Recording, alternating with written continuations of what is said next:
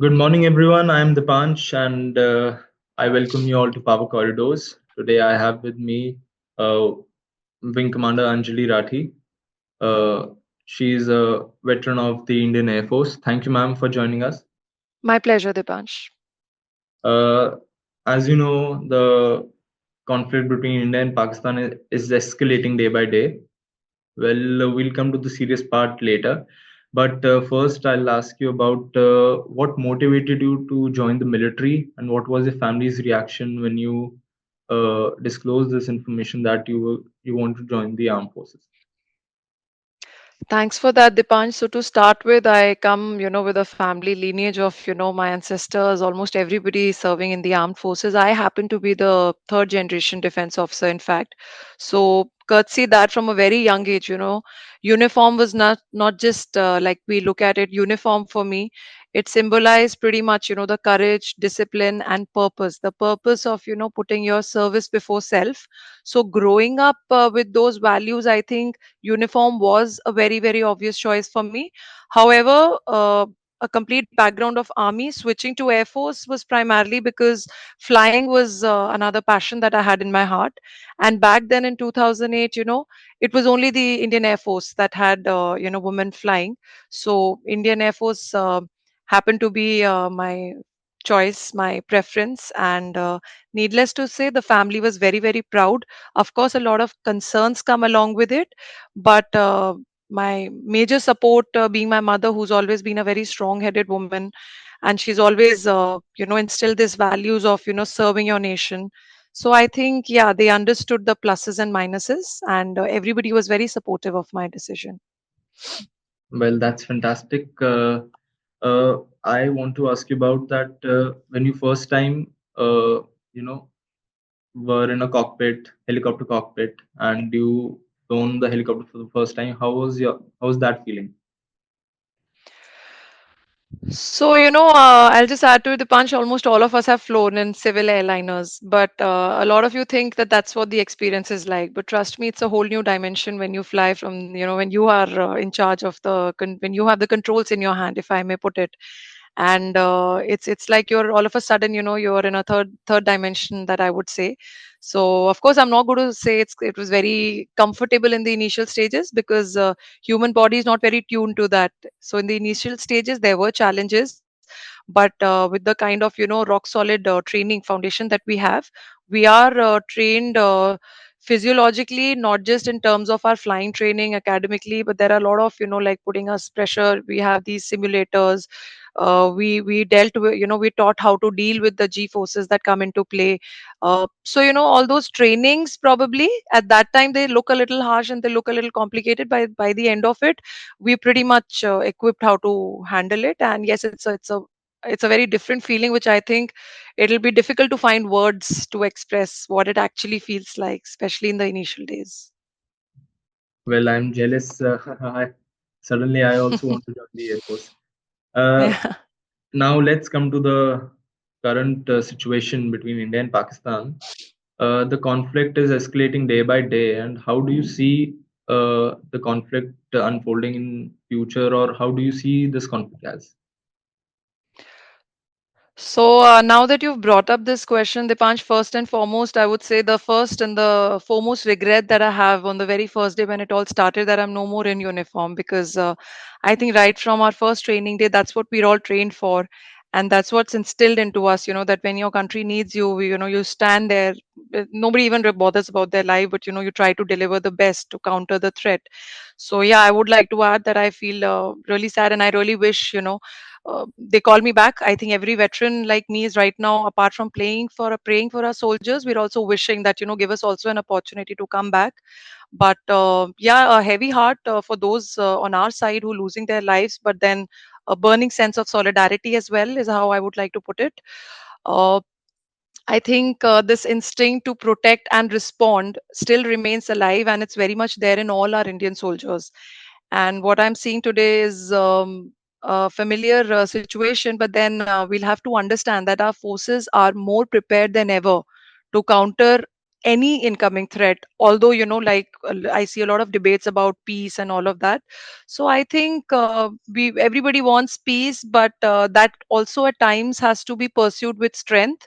You cannot be silently subject to threat, terrorism, offense, and then be expected to then I think the whole concept of having your armed forces preparing goes into waste. So yeah, I think every soldier today has rise to the occasion, and they're doing a fabulous job. Our air defense, our soldiers, they are holding the fort out there very very strongly, and I'm very very proud. And I think yeah, almost everybody is very proud of the way they're holding the situation right now.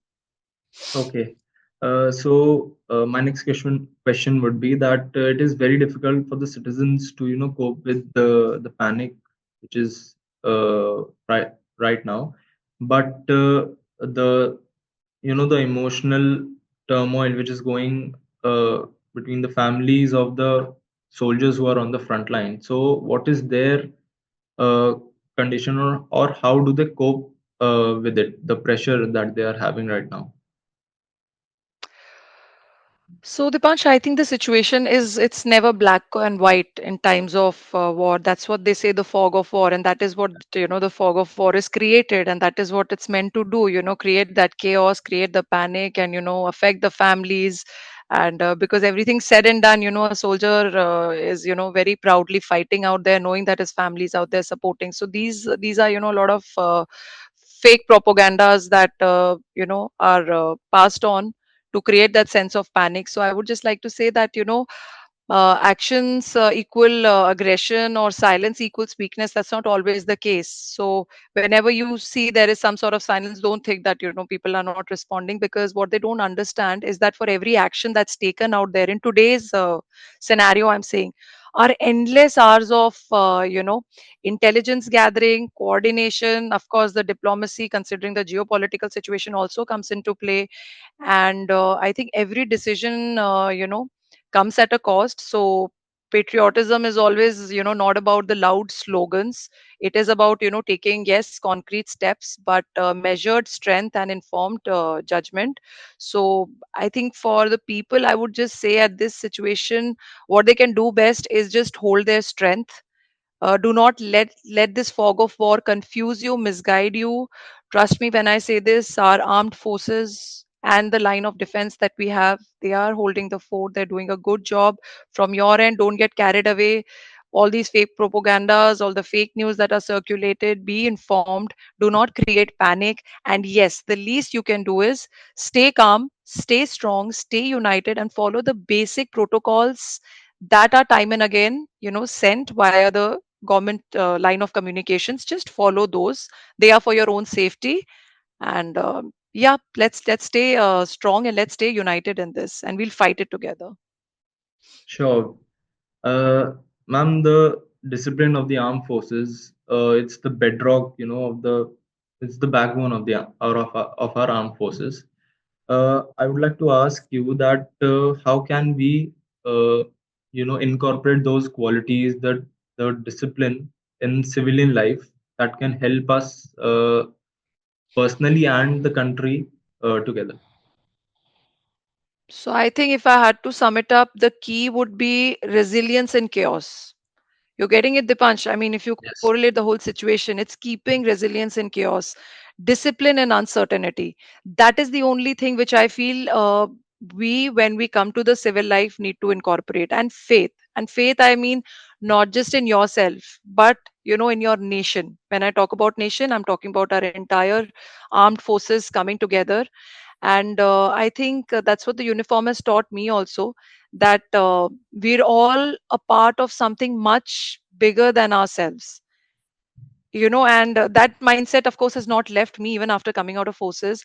And I think that mindset needs to be there with almost all the citizens that I talk about, that you're all finally a part of something much bigger, and that something much bigger is nothing else than your country, your motherland, India. So yeah, I mean, put service before self, and keep that discipline even in a state of chaos and uncertainty. That will help you get through any kind of confusion or any kind of chaos that's happening around. Well, that is some great advice. I hope every one of us incorporate these qualities and your suggestions into our lives. Uh, like my next question is that uh, after retiring, the transition from armed forces to civilian life or corporate life is tough. So how one can cope with that? So I think Dipansh, the transition I think is not very difficult. I will say, see, because in armed forces, I mean, what we get into, we join the training establishments at a very young age. Straight out of college. Some who through the NDA, straight out of their 12th grade. So at young stage, the kind of discipline, values, team spirit, and fighting together, those qualities are imbibed into you.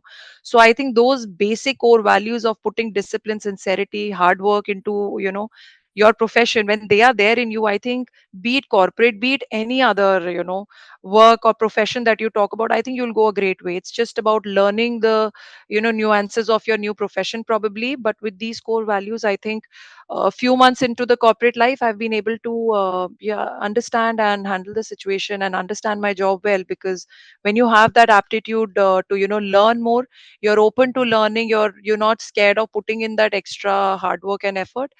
I think it works for you in every and any profession of life. So this is technically my third profession. I mean, immediately after completing my tenure for good 15 years in the armed forces, I also pursued. I was the Mrs. India title holder for a year in between, and even there, people had a lot of doubts that this is something so different for you. But yeah, I kept my basics right. Put in your hard work, put in sincerity, do justice to whatever you're doing at the moment. It helped me there, and now this being my third profession that I'm finally into, I think the same values are helping me here as well. Oh, okay. So, ma'am, that how do you see the morale and preparedness of today's armed forces compared to your time? Dipansh, it just keeps getting better. I would say day by day, because now we are moving into an age of information technology, like we talk about, and I think everybody is watching the news, so we are seeing the result of that as well. So it's no more just limited to your air to air, or it's your hand to hand combat that we are restricting to.